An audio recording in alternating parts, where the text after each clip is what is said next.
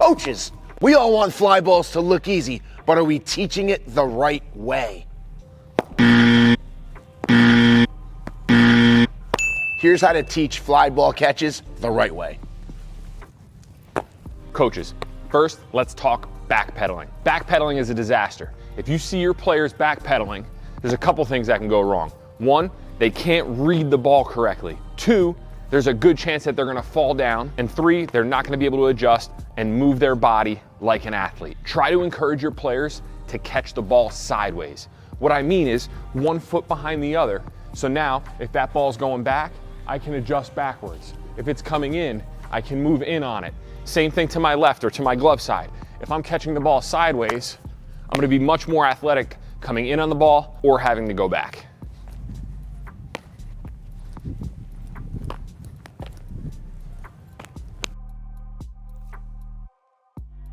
A great drill to help your players with their first step is the drop step drill. We've got 3 cones set up in the shape of a V. The player is gonna come up and they're gonna prep step.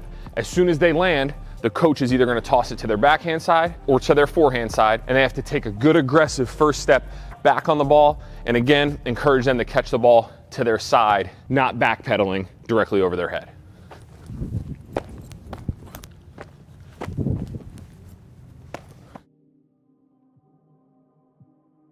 One thing you guys will see, as I'm running to the ball, I'm running like an athlete. I'm not running with my glove up in the air. You'll see a lot of young players when they go to catch pop flies, they run like this with one arm stuck out.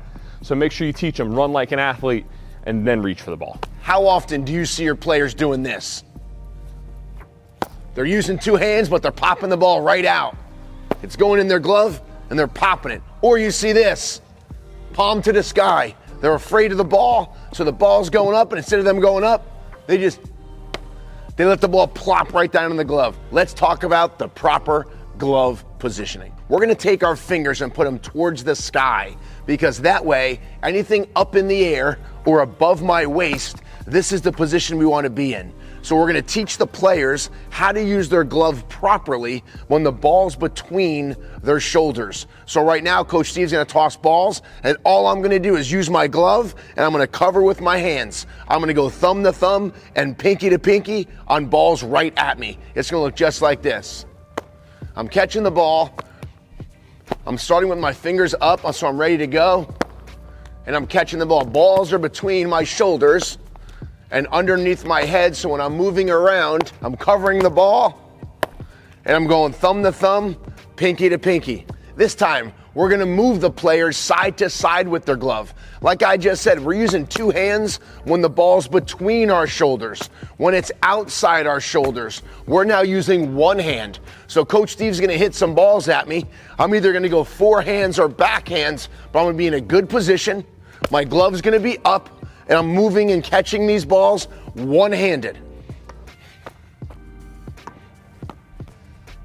We're moving around left to right. I'm seeing the ball. I'm moving. I'm keeping my eyes on it. I'm making sure I'm watching the ball all the way into my glove. But notice I'm using 1 hand because the ball's outside of me. If it's hit right to me, I'm going back to 2 hands. So in this drill, we're really forcing the player to be athletic, to move their feet, and to catch the ball properly. That's the proper glove positioning when catching a fly ball. All right, coaches, now let's talk about moving without the ball. How to read where we think the ball is gonna land, and how to get good reads on getting behind the ball to then put my body in a position to catch it properly. In this drill, we're not even gonna use a glove. We've got a coach with a tennis racket and a smush ball, and I've got a bucket. This is a fun way to add in some competition and a little bit something different into your outfield practice with your team. I'm gonna be back here with the bucket. Coach Duke's gonna hit the ball in the air, and I have to put the bucket on the ground where I think the ball is gonna land. It gets the players to move their feet, anticipate where they think the ball is gonna go, and it gets them to move without the ball.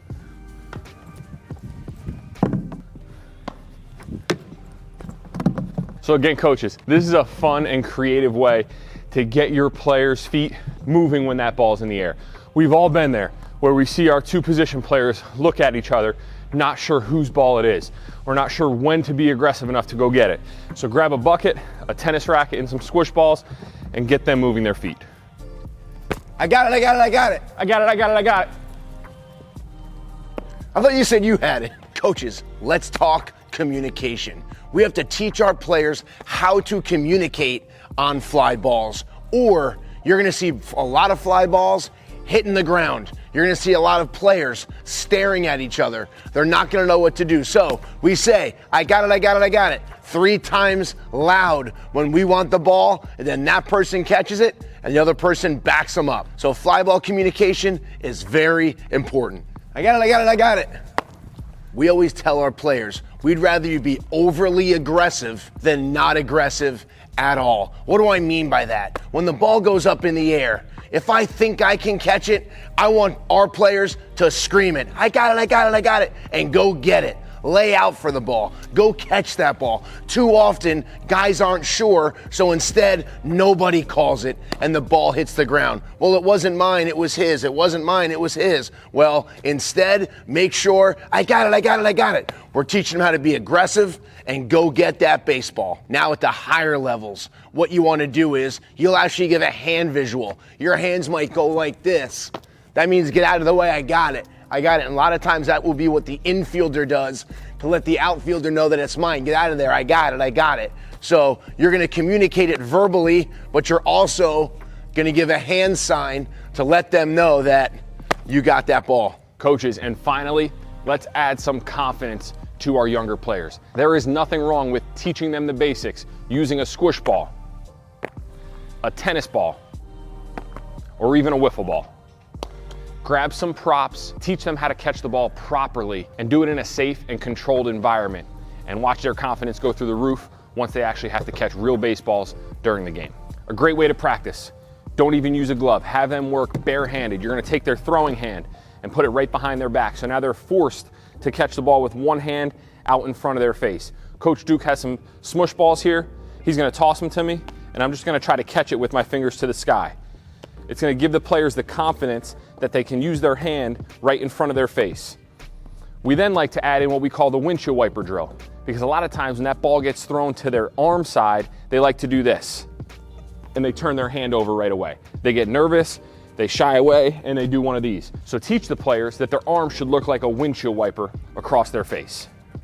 And it's okay if they drop it. The whole idea here is to go fingers to the sky, get them comfortable using one hand in front of their face, because that's gonna be the safest place to catch the ball. Much safer than trying to get out of the way, turn to the side, or flip their hand upside down. Here we go. This is the squish ball challenge. We just taught our players how to catch the ball properly, but now we're gonna add in some fun. You can go nice and slow and easy with the younger kids, and then you can go as fast as you want with the older kids. The key to this is you wanna catch as many squish balls as possible without dropping one. Once you drop one, you're out.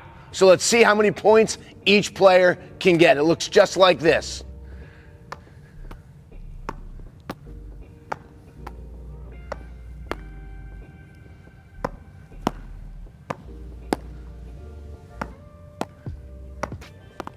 So coaches, what are your biggest outfield struggles? Like, subscribe, and comment below. And if you want more coaching essentials just like that, be sure to check out our next video.